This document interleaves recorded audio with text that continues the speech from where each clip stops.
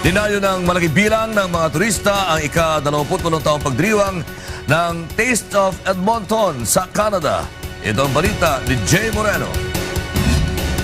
Inaabangan tuwing buwan ng Hulyo ang pinakakilalang festival dito sa Edmonton, Canada, ang Taste of Edmonton na dinadaos sa Sir William Churchill Square.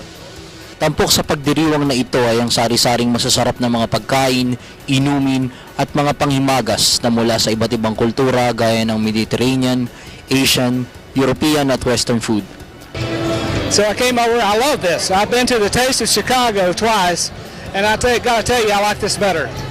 Taon-taon ay halos nasa 500,000 mga tao ang dumadalo dito upang makisaya sa 10 araw na festival na ito. Hindi rin mawawala ang tugtugan at awitan at arts exhibit dito sa Taste of Edmonton Festival. Ang pagdiriwang na ito ay tunay na sumasalamin kung paanong bukas sa isipan ng mga Canadian ang mga ideya, kultura, panlasa ng mga dayuhan at ang mga immigrant sa kanilang bansa. Jay Moreno para sa UNTV News Worldwide at ito ang balita.